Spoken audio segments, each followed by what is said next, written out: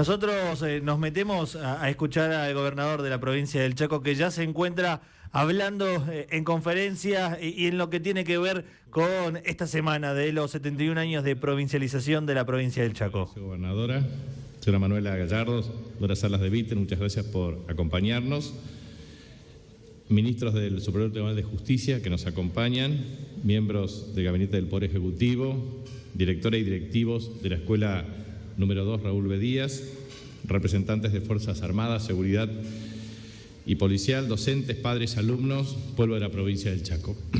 Hoy nuestra provincia cumple 71 años en virtud de la promulgación el 8 de agosto del año 1951 de la Ley 14.037. Uno debe observar que nuestro territorio tiene desde el 31 de enero del año 1872, por decreto del entonces presidente Domingo Faustino Sarmiento, y luego por la Ley 576 del 13 de octubre del año 1872, la sanción de la Ley 576 que dio origen al territorio nacional del Chaco. Y eso tiene un precedente, efectivamente, en la Ley 28, sancionada en el año 1862, a partir del cual, objetivamente, las provincias, los territorios que no formaban parte de las provincias en ese momento debían constituirse como territorio nacional. Y en consecuencia se establecieron mecanismos de delimitación para 9 territorios nacionales que luego, a partir de la presidencia del general Juan Domingo Perón, 8 de los cuales efectivamente se constituyeron en provincias autónomas. En ese contexto es muy importante remarcar lo siguiente. La provincia del Chaco, desde su base constitutiva en este territorio nacional del Chaco, por la Ley 576, perdió aproximadamente 150.000 kilómetros cuadrados de territorio. Si uno analiza las 24 jurisdicciones, tomando la Ciudad Autónoma de Buenos Aires, efectivamente la provincia de Buenos Aires es la primera con 307.000 kilómetros cuadrados de superficie. Y en ese contexto la segunda es la provincia de Santa Cruz, con cerca de 248.000 kilómetros cuadrados. Si nosotros sumamos los 99.963 kilómetros cuadrados que tenemos actualmente, a partir de la última delimitación de la Ley 4141 del año 1902, efectivamente tendríamos o seríamos la segunda provincia en superficie de la República Argentina. De manera que la historia argentina nos demuestra una evolución. Ley 28 del año 1862, Ley 576 del año 1872. En ese contexto asume como gobernador del territorio Julio de Bedia, que era el responsable de las Fuerzas Armadas en el Paraguay, y efectivamente nosotros tuvimos la guerra de la Triple Alianza entre 1865 y 1870, y en consecuencia la ocupación territorial de esa parte que implicó ser capital en Villa Occidental y luego el fallo del presidente Hayes en el año 1879. Por lo tanto, hasta el año 1876 las Fuerzas Armadas brasileñas ocuparon la isla de Cerrito y el traslado que se experimenta en la capital. Por lo tanto, nuestro territorio entre Villa Occidental, Formosa, Isla de Cerrito y Resistencia fueron 4 capitales que se constituyeron a partir efectivamente de los distintos sucesos históricos. Y también la Ley 686, desde 1874 a 1876, con su reglamentación y vigencia, que propuso Aurelio Díaz como jefe político, es decir, la jefatura política, que tuvo corta duración.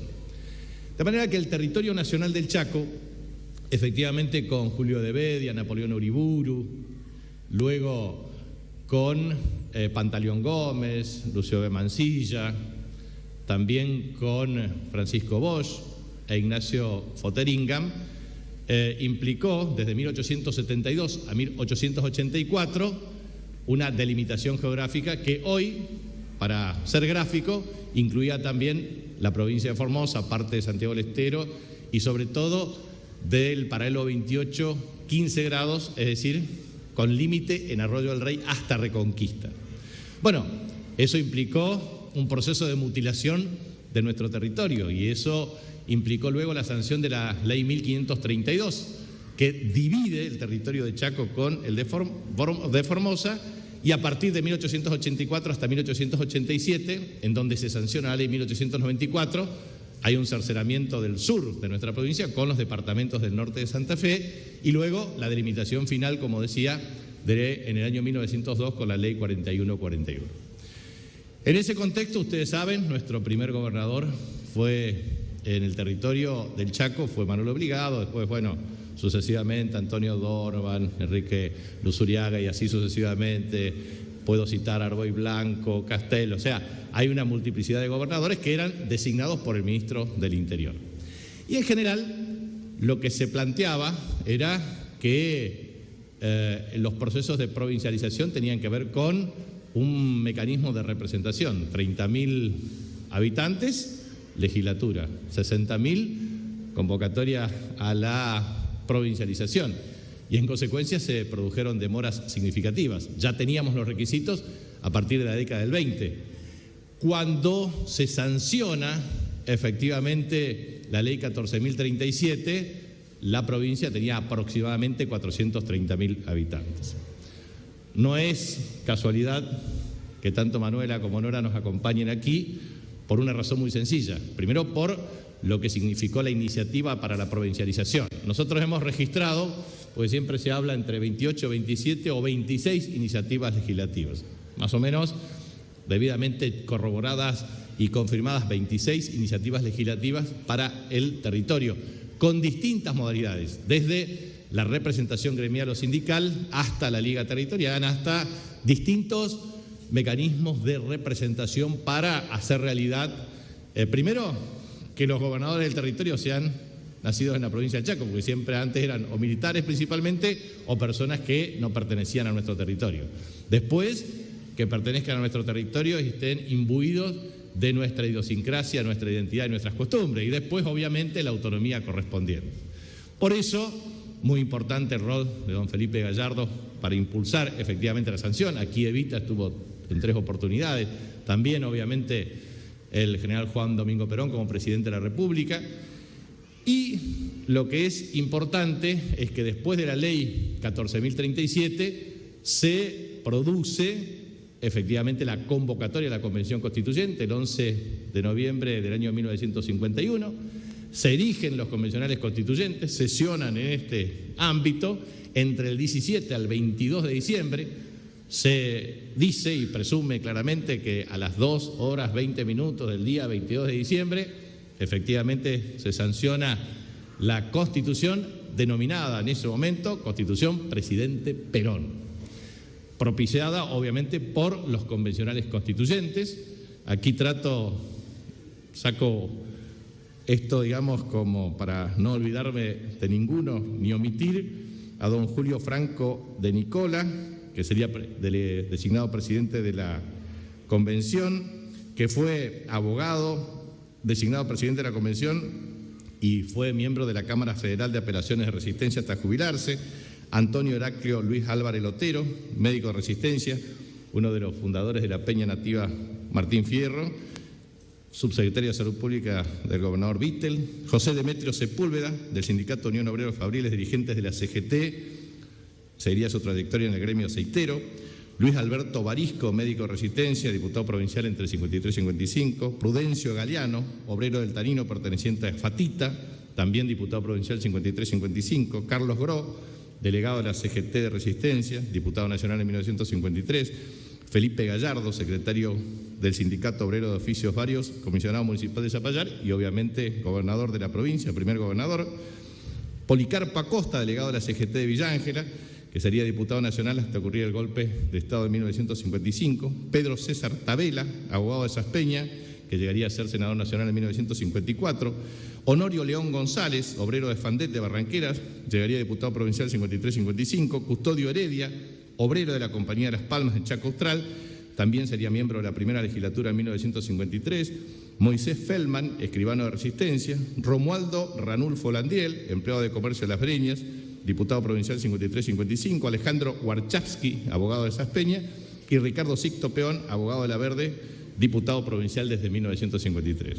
Esto es obviamente extractado del libro de don Roberto Jesús Salazar respecto a la historia de la provincia, y quiero rendir homenaje obviamente a los convencionales constituyentes que dieron origen a la Constitución de avanzada, imbuida del constitucionalismo social, con doble voto sindical, que decía no a los representantes del pueblo trabajador de la provincia, en su preámbulo, y obviamente dio origen a las condiciones para que el 12 de abril del año 1953 se realicen las elecciones, que fue una mayoría abrumadora de más del 81% de los votos, que consagra a la fórmula don Felipe Gallardo de Olindo Felipe Vittel, que asumen el 4 de junio del año 1953. Por eso la provincia tiene una historia que también es necesario remarcar.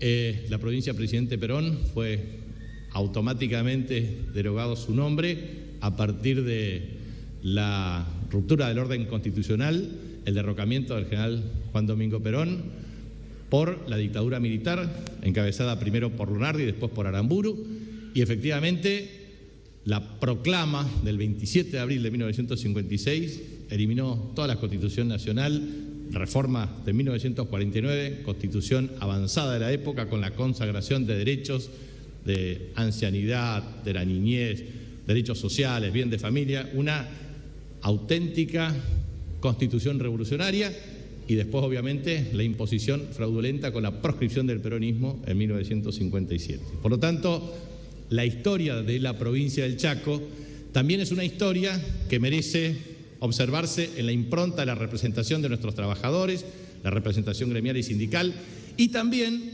porque María Moando de Farías fue la primera presidenta del Superior Tribunal de Justicia. Hoy Emilia Valle también es presidenta del Superior Tribunal de Justicia, pero es muy importante porque fue una visión revolucionaria de la época que una mujer presida el Superior Tribunal de Justicia. De manera que nuestra historia constitucional arranca efectivamente a partir del 4 de junio de 1953 con el primer gobierno constitucional, en todo un proceso de organización de las instituciones.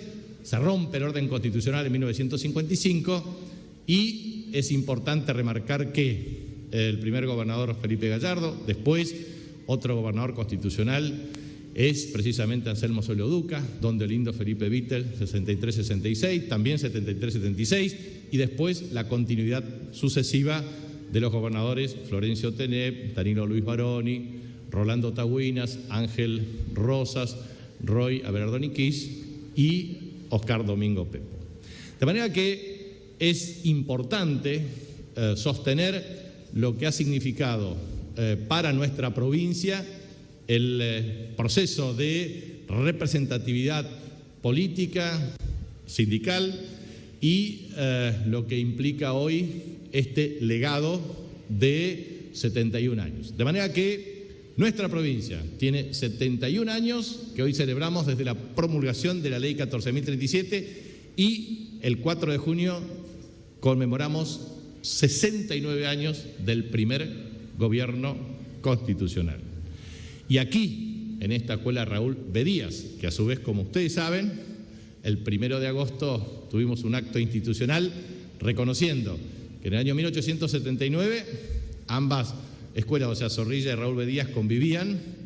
Después, en 1888, da origen a la separación de escuela de niños y niñas, esta era de niñas, y luego en 1893 todo un proceso de distribución geográfica, de distribución de la matrícula, porque era efectivamente el espacio, y hasta que en el año 1930 se hace este edificio, que obviamente... Bien, ahí lo escuchamos al gobernador de la provincia del Chaco y nosotros nos despedimos y vamos a quedarnos con la transmisión de la provincialización también a lo largo de la jornada, ¿no? Desarrollando esta noticia, porque allí en el lugar se encuentra Tato Vega, nuestro compañero Eduardo Vega, y todas las notas y todos los detalles en la edición de Informativo Federal a las 12, al mediodía.